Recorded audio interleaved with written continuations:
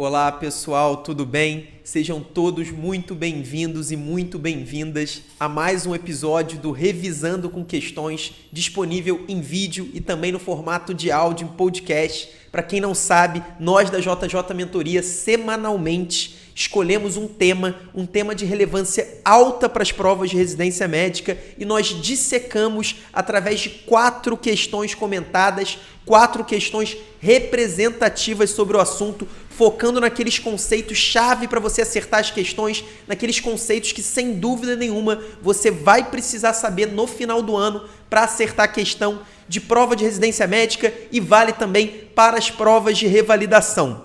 Nós dividimos todos os assuntos da medicina em 4 grupos de relevância, os de relevância muito alta, relevância média e relevância baixa. E o tema de hoje é mais um daqueles assuntos do primeiro grupo, do primeiro quartil, aqueles assuntos de relevância muito alta para as provas de residência. Antes de eu apresentar o tema, eu já peço para que você deixe o seu like, para que você se inscreva no nosso canal, ativa ali o sininho da notificação se você está vendo pelo YouTube. De qualquer forma, avise os seus colegas sobre o nosso trabalho. Eu tenho certeza que será de grande ajuda, tanto para nós quanto para eles que vão fazer também provas de residência médica. O assunto de hoje é um assunto fundamental. Eu acho que todo mundo sabe que é fundamental, mas eu vou explicar por que é tão importante assim a partir de agora. O assunto é diabetes, mais especificamente o tratamento da diabetes. Aqui na JJ a gente divide o tema de diabetes em 4 subtópicos. A gente divide entre o tratamento de diabetes, o diagnóstico do diabetes,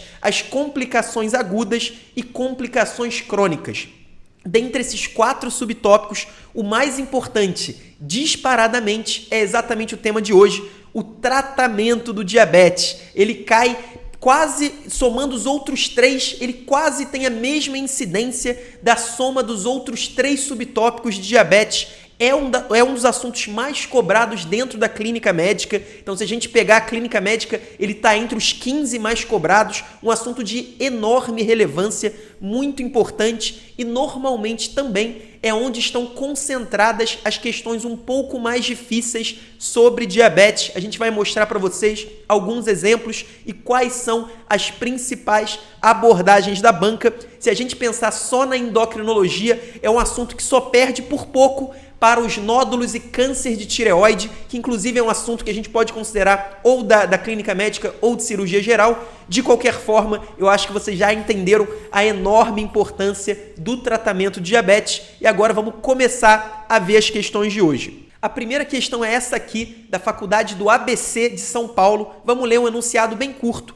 Em relação ao tratamento farmacológico de diabetes mellitus tipo 2, assinale a alternativa correta. O primeiro ponto, por que eu trouxe essa questão aqui e que eu já gostaria de chamar sua atenção sobre isso? Isso não é só para o diabetes, vale para várias outras doenças importantes, temas um pouco manjados que a gente estuda muito ao longo da faculdade, como é diabetes, como é hipertensão, insuficiência cardíaca, asma, alguns outros assuntos que têm essa característica.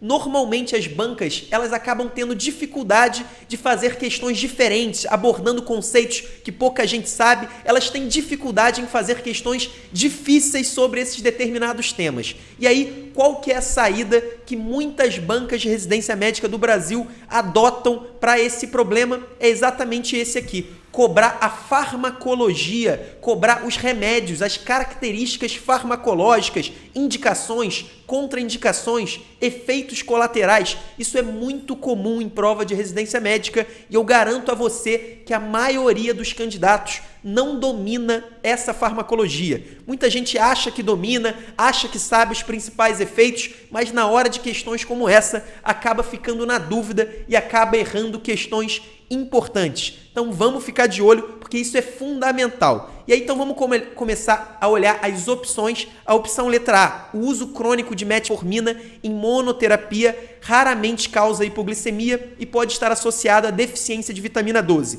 Vamos primeiro ler todas as opções, depois a gente vai comentar. A letra B, os agonistas de receptores de GLP-1 aumentam de forma significativa o risco de pancreatite aguda.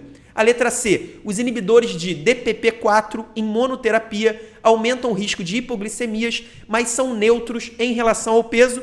E por fim, a letra D, o uso crônico da pioglitazona pode aumentar o risco de fratura de ossos longos, mas tem efeito benéfico em pacientes com insuficiência cardíaca congestiva. Então vamos começar a comentar de baixo para cima, começando dessa letra D, que fala que a pioglitazona aumenta o risco de fraturas de ossos longos. Esse é um conceito verdadeiro. Então todas as glitazonas, elas têm essa característica de aumentar o risco de fratura de ossos longos, especialmente em mulheres com uma densidade mineral óssea reduzida. Então existe sim essa associação, mas no final ela fala que a pioglitazona tem efeito benéfico em pacientes com insuficiência cardíaca congestiva. Então o primeiro CCQ de hoje, o primeiro conceito chave para a questão de hoje é exatamente esse. Pelo contrário, as glitazonas estão contraindicados em pacientes com insuficiência cardíaca graus 3 e 4. Então, é uma medicação que pode gerar retenção hídrica, edema e costuma piorar a função cardíaca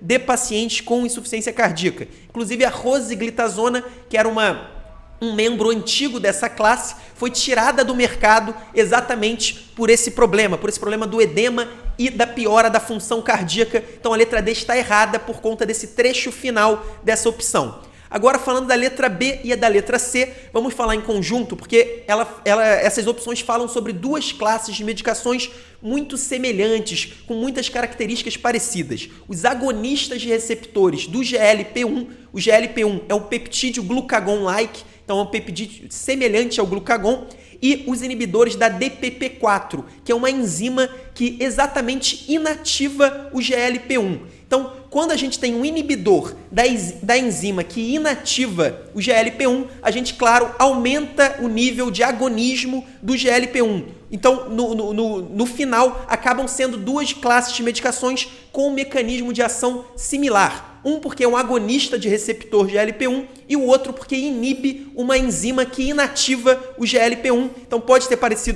ficado um pouco confuso, mas os agonistas de GLP-1 e os inibidores de DPP-4 são classes similares. Lembrando que os agonistas de GLP-1, eles são medicações injetáveis, ao contrário dos inibidores de DPP-4 e ao contrário também de todas essas medicações citadas na questão. E a gente sempre tem que saber pelo menos alguns nomes de cada classe. Isso é fundamental. A gente vai ver em outra questão, nesse mesmo vídeo, nesse mesmo áudio, se você está ouvindo o podcast, que a gente sempre precisa saber os nomes das medicações das classes, porque senão, mesmo a gente sabendo a característica farmacológica daquela classe, se a gente não souber que aquela medicação pertence àquela classe, a gente vai acabar ficando perdido na questão. Então, os agonistas de receptores do GLP-1, eles têm como principal, uma das principais fármacos, o liraglutide. E aí eu sempre recomendo que você decore e memorize o sufixo. Então, esse sufixo TID, ele é característico dos agonistas do GLP-1. Já os inibidores do DPP-4, eles têm como sufixo a gliptina. Então, a sitagliptina é a principal medicação dessa classe. E aí, só cuidado para você não confundir, porque gliptina tem o GLP. Só que esse gliptina, esse sufixo, não é do agonista de GLP-1, ele é do inibidor do DPP-4. As bancas sabem que existe aí essa confusão no sufixo para os nomes das medicações e acabam usando isso em algumas questões. Então, cuidado com isso. Sitagliptina, qualquer remédio com gliptina, você já sabe, é um inibidor da DPP-4, não é um agonista da GLP-1. De qualquer forma, como agem essas duas medicações? Elas são o que a gente chama de incretinomiméticos. Então, elas têm ação semelhante às incretinas. E aí, qual que é o principal mecanismo? É a liberação de insulina dependente de glicose. O que isso significa? A gente tem outras medicações, como as sulfonilureias, por exemplo, que aumentam a secreção de insulina independentemente de glicose. Então, se você toma uma sulfonilureia, você vai ter um aumento na produção, na secreção de insulina, mesmo que o paciente não se alimente. Nesse caso, tanto dos agonistas de GLP-1 quanto dos inibidores de DPP-4, teoricamente, pelo menos, vai haver um aumento da produção de insulina somente quando o paciente estiver alimentado. Então, somente quando tiver glicose no trato gastrointestinal. A consequência disso é que esses remédios, ao contrário das sulfonilureias e também das glinidas, que são outras medicações que também aumentam a produção e secreção de insulina, essas medicações causam muito menos hipoglicemia. Então não é esperado que os agonistas de GLP-1 nem os inibidores de DPP-4 causem hipoglicemia em monoterapia. Então, isso é importante, vocês precisam saber disso. Inclusive, a opção letra C fala que os inibidores de DPP-4 em monoterapia aumentam o risco de hipoglicemias. Então, está errado. Não aumentam o risco. Na verdade, eles têm um efeito neutro. Inclusive, os inibidores de DPP-4 também têm um efeito neutro em relação ao peso. Já os agonistas de GLP-1, eles costumam reduzir o peso corporal. De uma maneira geral, os agonistas de GLP-1, eles têm uma efetividade maior do que os inibidores de DPP-4. Isso vale tanto para perda ponderal, né? Os agonistas de GLP-1 reduzem o peso corporal, enquanto o DPP-4 não reduz, e vale também para o controle glicêmico. Então, os agonistas de GLP-1, eles promovem um melhor controle glicêmico, eles diminuem mais ou menos 1% na hemoglobina glicada, enquanto os inibidores de DPP-4 têm uma eficácia menor, inclusive são medicações atualmente menos utilizadas. Então, basicamente é isso que vocês precisam saber sobre os incretinomiméticos. E outra característica interessante é que eles também eles aumentam o tempo de esvaziamento gástrico. Então, eles lentificam o esvaziamento gástrico. Essa é mais uma função importante dos incretinomiméticos. E aí, eu já falei da letra C, né, que está errada porque os inibidores de DPP-4 em monoterapia não aumentam o risco de hipoglicemia. E a letra B fala que os agonistas de receptores de GLP-1 aumentam de forma significativa o risco de pancreatite aguda. Existe uma associação, sim, entre essas duas classes com a pancreatite aguda, mas é uma associação bem questionável e uma associação que, se de fato existir, não é significativa, como diz a letra B, por isso está errada também a letra B. O gabarito é a letra A. Vamos ler a letra A de novo. O uso crônico de metformina em monoterapia raramente causa hipoglicemia e pode estar associado à deficiência de vitamina B12. Primeiro, realmente, um dos efeitos adversos da metformina é exatamente a deficiência de vitamina B12. O principal grupo de efeitos adversos da metformina, sem dúvida nenhuma, são as manifestações gastrointestinais. Então é diarreia, náusea, vômitos, gosto metálico na boca, são todas manifestações gastrointestinais que são relacionadas à metformina, são as manifestações mais comuns. Além disso, a gente tem a acidose lática, que apesar de ser incomum, como ela é muito mais grave, ela também tem uma grande importância, especialmente para pacientes com insuficiência hepática ou insuficiência renal, que acabam sendo mais vulneráveis à acidose lática pela metformina. Mas eu queria chamar a sua atenção, o principal CCQ dessa questão, exatamente, o uso crônico de metformina em monoterapia raramente causa hipoglicemia. Normalmente, as medicações para o diabetes que vão gerar hipoglicemia ou é a própria insulina ou são medicações que aumentam a secreção de insulina. Memorize isso, isso é fundamental. As medicações como a metformina, que tem como principal mecanismo de ação a redução da resistência à insulina, então a metformina tem como principal função a maior sensibilidade à insulina, especialmente no fígado. Essa é a principal função, é o principal mecanismo de ação da metformina. Isso diminui a gliconeogênese, então a insulina agindo no fígado, ela inibe a gliconeogênese e ela melhora o perfil glicêmico. Mas todas as medicações que não aumentem a secreção de insulina, elas dificilmente vão gerar hipoglicemia, especialmente em monoterapia. E aí as duas principais classes, que são secretagogos de insulina, que aumentam a secreção de insulina. Existe esse termo importante que muitas vezes as bancas vão usar na hora da prova, são os secretagogos de insulina. As duas principais são as sulfonilureias e as glinidas. Então memorize isso. Se você memorizar isso, você vai acertar várias questões de prova de residência sobre tratamento de diabetes. E aí, um outro detalhe: a gente sabe que a insulina é um hormônio anabólico, ela promove tanto o aumento de massa muscular, de massa magra, quanto o aumento de massa gorda, o aumento de gordura corporal. Então, as medicações que contêm insulina, no caso a própria insulina, ou os secretagogos de insulina, eles também geram ganho ponderal, aumento de peso. Então a sulfonilureia gera, a insulina gera, isso também é muito importante. No caso da metformina isso não está sendo cobrado, mas ela inclusive promove uma perda de peso, assim como os agonistas do GLP-1. Então esses são conceitos fundamentais dessa primeira questão. A gente só nessa primeira questão já conseguiu aí abordar conceitos para vocês acertar várias questões que podem cair na sua prova. Vamos olhar essa segunda questão aqui da Unicamp. É um homem de 57 anos, diabético há 20 anos, retorna em consulta de rotina com os seguintes exames: glicemia de jejum 168, hemoglobina glicada 8,4, colesterol total 232, o HDL de 32, o LDL de 175, triglicerídeos 205, ureia 40, creatinina 1. Ele já faz uso regular de 20 mg de glibenclamida, e aí lembra que eu falei sobre a classe das medicações. A glibenclamida faz parte da classe das sulfonilureias. Isso é muito importante que você memorize as principais medicações de cada classe. Além disso, ele também faz uso de 2 gramas de metformina e 70 mg de captopril e faz uma dieta adequada. A conduta é... E aí tem algumas opções, depois eu vou ler as opções, mas eu já queria parar para abordar um CCQ, um conceito fundamental, importantíssimo para as provas, que é o seguinte: qual que é o alvo glicêmico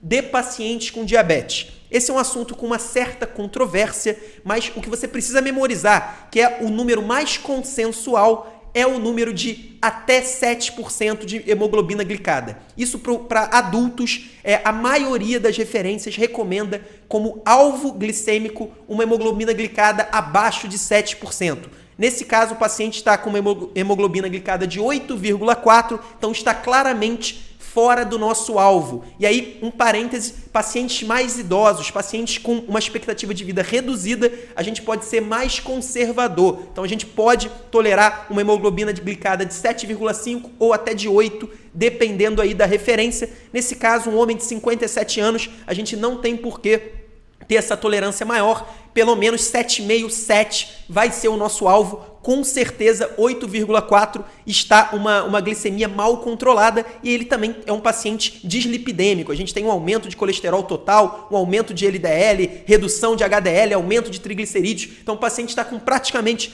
todos os exames alterados. Agora vamos olhar a conduta. A letra A fala em substituir a sulfonilureia por glimepirida 4 mg por dia, introduzir estatina. Eu acabei de falar que o paciente está com a glicemia fora do alvo, acima da meta ideal. Então não faz sentido a gente simplesmente substituir a glibenclamida pela glimepirida, não teria grande benefício. A glimepirida também é uma sulfonilureia, inclusive é uma sulfonilureia mais adequada. A gente até poderia também substituir a glimepirida, no caso não, né, porque a gente vai ver a conduta daqui a pouco, mas de qualquer forma, normalmente a gente até pode substituir a glimepirida pela glibenclamida, mas só isso não seria suficiente para melhorar esse controle glicêmico, para chegar perto de 7, que é o nosso alvo. A letra B, mais ou menos a mesma coisa, substituir a metformina por rosiglitazona, dieta hipolipemiante, não faz o menor sentido também, não tem indicação nenhuma da gente substituir a metformina nesse caso.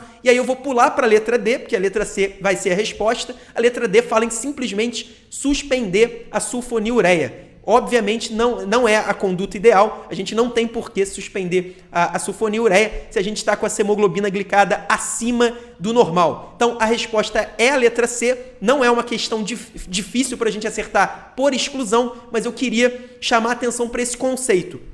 Quando a gente deve indicar a insulina em pacientes com diabetes tipo 2? A letra C fala em acrescentar insulina na hora de dormir, que é chamado de insulina bedtime, e introduzir a estatina. O primeiro ponto eu vou até deixar de lado a introdução da estatina. Nesse caso, o paciente tem indicação sim, porque além de dislipidemia, com certeza ele tem um risco cardiovascular aumentado. A gente não precisa nem usar os scores para chegar nessa conclusão. Então ele teria sim indicação de introdução da estatina, mas quais são as indicações de insulina no diabetes tipo 2? Eu vou falar da primeira indicação, que é comum em provas de residência médica e que não é exatamente o que está acontecendo aqui. É um paciente que chega, ele podia já fazer o tratamento para o diabetes tipo 2 ou nem mesmo fazer o tratamento, então um paciente que não sabia do seu diagnóstico, mas ele chega sintomático, ele chega com uma hiperglicemia acentuada e sintomático. O que eu chamo de sintomático? É aquele paciente com perda ponderal, aquele paciente com poliúria, polidipsia, então é realmente paciente com sintomas de diabetes como se fosse um diabetes tipo 1. Nesse caso, inclusive, esse é o exemplo que as bancas mais usam, muita atenção com isso, já tem indicação da gente iniciar a insulina e a insulina em múltiplas doses, a insulinoterapia como se nós estivéssemos tratando um paciente com diabetes tipo 1. Então, isso é muito importante. O outro ponto tem a ver simplesmente com o nível da hiperglicemia. Se o paciente tiver uma hiperglicemia acima de 300 miligramas por decilitro ou uma hemoglobina glicada acima de 10%, também tem indicação da gente iniciar a insulinoterapia. Então, essas são duas indicações e a terceira é exatamente essa aqui que a gente tem nessa questão, um paciente com uma glicemia acima da meta, acima do nosso alvo, então está de 8,4 e ele já está fazendo 2 antidiabéticos orais em dose máxima. Então, tanto a glibenclamida 20mg é a dose máxima, inclusive, normalmente a gente até evita chegar nos 20mg com a glibenclamida e 2 gramas de metformina também é praticamente ali a dose máxima, é uma dose plena de metformina. Então, a gente não tem como aumentar essas medicações. Existe até a possibilidade da gente tentar uma terceira medicação sem ser a insulina, poderia ser outra medicação oral ou até mesmo um agonista do GLP-1, que é uma medicação injetável, mas que não é a insulina. Mas de qualquer forma, como o paciente está com uma hemoglobina glicada de 8,4, está bem acima da meta, né? A meta é de 7, normalmente as medicações vão reduzir em 0,5, 1 e pouco, no máximo a hemoglobina glicada. Então, dificilmente uma terceira droga, ainda mais considerando que essas duas já estão em dose máximas, ia ser suficiente para reduzir a hiperglicemia, trazer essa glicemia para o nosso alvo. Então, realmente, a melhor conduta nesse caso é acrescentar a insulina e normalmente a gente vai acrescentar essa insulina na hora de dormir, chamada de bedtime. Pode ser uma insulina de longa duração, pode ser a glargina, Determi, ou pode ser a própria NPH e normalmente a dose vai ser de 0,2 unidades por quilo de peso. Então, essa é a melhor conduta nesse caso, mas por favor, memorize as indicações de insulinoterapia no diabetes tipo 2, especialmente tome cuidado com a descrição do paciente. Paciente que está perdendo peso, paciente que está com poliúria, polifagia, polidipsia,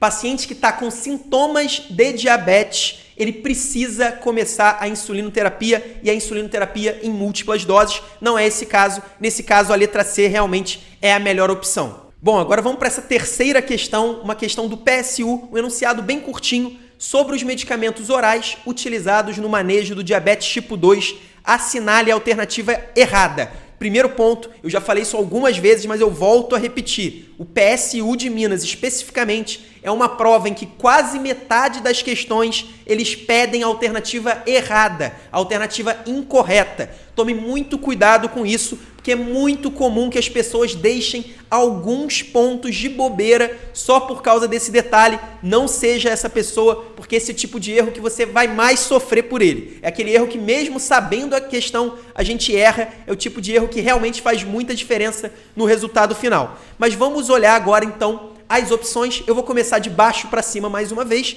A letra D fala: sitagliptina aumenta o nível de GLP-1 com aumento de síntese de insulina e apresenta bons níveis de segurança e tolerância. Como a gente viu, a sitagliptina não é um agonista de GLP-1, ele é um inibidor da DPP-4, mas de fato, por ser um inibidor da enzima que inativa o GLP-1, ele aumenta sim o nível de GLP-1 e ele tem um aumento de síntese de insulina dependente de glicose, como a gente falou. Então, os agonistas de GLP-1 aumentam a secreção de insulina quando o paciente tem alimentos no trato gastrointestinal, por isso ele tem uma chance de causar hipoglicemia em monoterapia muito baixa e realmente também esse tipo de medicação apresenta bons níveis de segurança e tolerância, então a letra D está perfeita.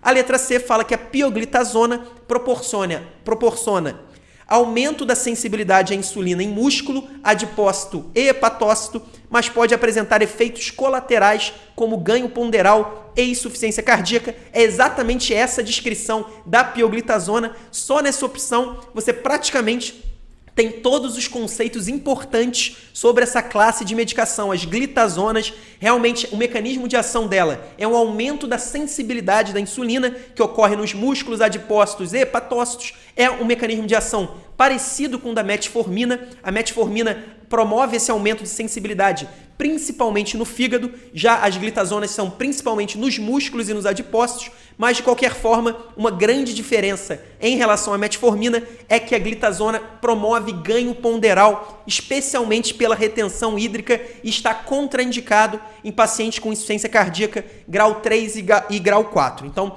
tá tudo certo em relação à pioglitazona. Vamos passar para a letra B. A letra B fala que a metformina, além de ação benéfica sobre o metabolismo da glicose, proporciona diminuição de eventos cardiovasculares e redução de peso corpóreo. Importantíssimo também, a metformina é um dos poucos medicamentos, uma das poucas drogas usadas no diabetes que tem comprovação de redução de eventos cardiovasculares, por isso, inclusive, é a primeira escolha no tratamento do diabetes tipo 2, tá perfeito também, é uma opção que não tem nenhum erro e não tem nenhuma polêmica. Então, por fim, a gente vai ficar na letra A, que fala que a clorpropamida atua no aumento da secreção de insulina, favorece a perda de peso e protege contra a retinopatia. Aqui, o conceito fundamental, eu já até cheguei a falar isso na última questão, mas aqui a gente vê isso destacado na nossa cara. Se a gente não souber qual é a classe de medicamentos da clorpropamida, a gente fica perdido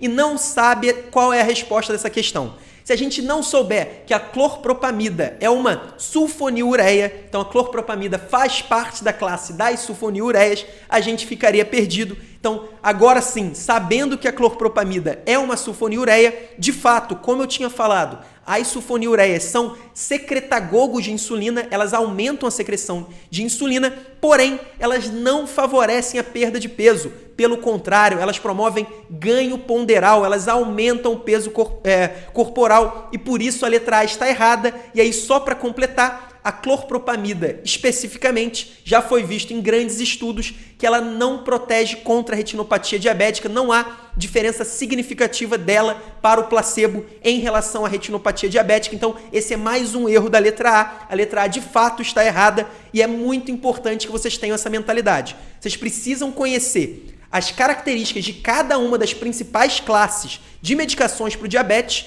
Porém, vocês também precisam saber as principais medicações de cada uma das classes. Não adianta nada você saber tudo sobre as sulfonilureias se você não souber que a clorpropamida é uma sulfonilureia, que a glibenclamida é uma sulfonilureia, que a glimepirida é uma sulfonilureia, que a glicazida é uma sulfonilureia. Essas são as principais que as bancas vão usar na sua prova e você precisa memorizar isso. Isso não é o conceito para você acertar a questão, é uma premissa para que você consiga acertar a questão. Se você não souber isso, aí não tem nem como começar a olhar qual é a melhor opção. Por fim, mais uma questão aí sobre tratamento de diabetes, né? Vocês podem ver como esse assunto é cobrado por grandes instituições e são questões repetidas. Se vocês pegarem outras provas aí, eu tenho certeza que vocês vão encontrar questões cobrando mais ou menos os mesmos conceitos. Nesse caso, uma questão da Universidade Federal do Paraná.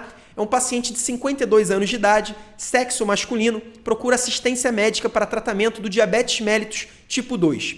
Ele é portador de insuficiência cardíaca com fração de ejeção reduzida e classe funcional 3. Então, a gente já falou que as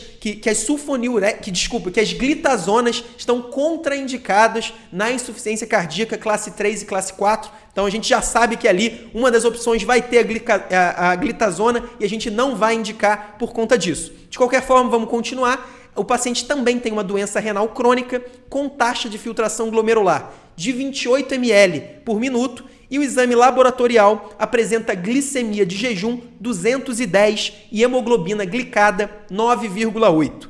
Qual dos medicamentos abaixo é o mais apropriado para o controle do diabetes mellitus deste paciente? O primeiro ponto aqui é que o paciente tem uma glicemia bastante descontrolada, uma hemoglobina glicada de 9,8, ele quase atingiu o patamar de 10. Se fosse acima de 10, a gente já indicaria a insulina sem nem olhar o quadro clínico dele. Então, isso é importante, isso é um conceito fundamental. E o outro conceito é que num caso como esse, se a gente optar por usar os antidiabéticos orais, né, por usar outras medicações sem ser a insulina para o tratamento do diabetes, a gente com certeza vai precisar associar pelo menos 2 ou até 3 medicações para chegar perto ali do nosso alvo de 7%. Então isso é importante, isso vai fazer diferença até na hora de olhar a questão. De qualquer forma, olhando as opções. Primeiro, a glibenclamida é uma sulfonilureia. A sulfonilureia é uma medicação que nós evitamos em caso de insuficiência cardíaca. Não é uma contraindicação absoluta, mas não existe ainda um entendimento 100% dos efeitos das sulfonilureias para os pacientes com insuficiência cardíaca. A gente sabe que não está comprovado a redução de risco cardiovascular com o uso de sulfonilureias. Então, é uma medicação que a gente vai evitar e, principalmente, nesse caso, como a gente teria que associar com outras drogas, e vocês vão ver que a gente não tem praticamente nenhuma opção para associar, a gente dificilmente usaria uma sulfonilureia como monoterapia. E aí, passando para a letra E, vou pular para a letra E, tem a repaglinida. A glinida é uma medicação com características importantes, são características bem específicas e por isso as bancas de residência médica gostam de cobrar essa classe, apesar dela ser muito pouco usada na prática. É uma classe que é um secretagogo de insulina, então ela aumenta a produção de insulina, só que o tempo de ação dela é muito curto. Então, para que serve a repaglinida? É especialmente para controle da hiperglicemia pós-prandial. Então, aquele paciente que está com a glicemia mais ou menos controlada, só que, olhando ali as glicemias tiradas por ele, a gente vê que esse paciente tem picos de hiperglicemia após as refeições. Nesse caso, a repaglinida é uma boa opção. Então, para esse caso aqui, nessa questão da Universidade Federal do Paraná, uma glicemia totalmente descontrolada, um paciente com várias comorbidades, sem dúvida nenhuma não seria a glinida a ser escolhida agora. A glinida vai ser escolhida somente em casos do paciente com uma glicemia quase controlada e que está com descontrole pós-prandial, um descontrole após as refeições, aí sim seria uma boa opção a repaglinida. Passando para a letra D, a pioglitazona, a gente já falou, na insuficiência cardíaca, classes 3 e classe 4, a gente contraindica as glitazonas como um todo, a pioglitazona inclusive, então nesse caso a gente não teria indicação de pioglitazona. Por fim, a letra C, a metformina, aí sim, um ponto importante. Classicamente, a metformina era contraindicada nas 3 insuficiências: insuficiência hepática, insuficiência renal e insuficiência cardíaca. Começando pela insuficiência cardíaca, hoje em dia essa contraindicação é um pouco mais polêmica. A gente não vai usar a metformina na insuficiência cardíaca descompensada. Então, paciente com descompensação ou um paciente classe 4 de insuficiência cardíaca, sem dúvida nenhuma, a gente não vai usar a metformina. Num caso como esse, classe funcional 3, seria um pouco mais polêmico. De qualquer jeito, vamos passar para a insuficiência hepática. Nesse caso, sim, a gente não vai usar, está contraindicada a metformina. E, por fim, o principal conceito, que é o uso da metformina na insuficiência renal crônica. Até pouco tempo atrás, a indicação é que a gente não usasse a metformina para todo paciente, mulher, que tivesse uma creatinina acima de 1,4 e todo paciente homem que tivesse uma creatinina acima de 1,5. Porém, estudos mais recentes demonstraram a segurança de pacientes com insuficiência renal crônica moderada. Então, atualmente, a gente só tem uma contraindicação, de fato, a metformina na insuficiência renal crônica quando a filtração glomerular for abaixo do que 30 ml por minuto. Então, insuficiência renal crônica mais avançada com taxa de filtração glomerular abaixo de 30 ml por minuto, a gente não vai usar a metformina. E aí, normalmente, a gente não vai iniciar o tratamento da metformina abaixo de 45. Então, se o paciente foi diagnosticado agora com diabetes tipo 2 e ele tem uma taxa de filtração de 40 ml por minuto, a gente não vai começar o tratamento. Se ele já fizer o uso da metformina, a gente pode continuar, claro que avaliando constantemente a função renal e só vai realmente contraindicar retirar a medicação se a taxa de filtração glomerular vier para a menos do que 30 ml por minuto. Então, esse é um CCQ fundamental. As bancas adoram cobrar isso. Os candidatos têm muita dificuldade de acertar esse tipo de questão. Por fim, então, vamos falar do gabarito, a letra B, a insulina. Como vocês podem ver, um paciente com hemoglobina glicada bem aumentada, quase chegando lá no limiar de 10. Além disso, com várias restrições às principais medicações antidiabéticas. Então, o paciente não pode usar metformina, o paciente não pode usar glitazona, o paciente não vai poder usar também sulfonilureia. Então, assim, nesse caso, obviamente, a melhor conduta, apesar da gente não ter a hemoglobina glicada acima de 10%, seria o início da insulina pela limitação das possibilidades terapêuticas desse paciente. Bom, pessoal, espero que vocês tenham aproveitado esse vídeo de revisão sobre o tratamento do diabetes, especialmente do diabetes tipo 2, né? A gente falou sobre várias medicações orais, sobre medicações injetáveis também, como a agonista do GLP-1 e as próprias insulinas. Eu tenho certeza que esse assunto vai cair em várias provas que você vai fazer no final do ano e eu espero que esse vídeo consiga contribuir, que você tenha realmente retido alguns conceitos fundamentais e que esses conceitos gerem pontos para você lá no final do ano. Semana que vem a gente tem mais um episódio do Revisando com Questões. Até a próxima semana.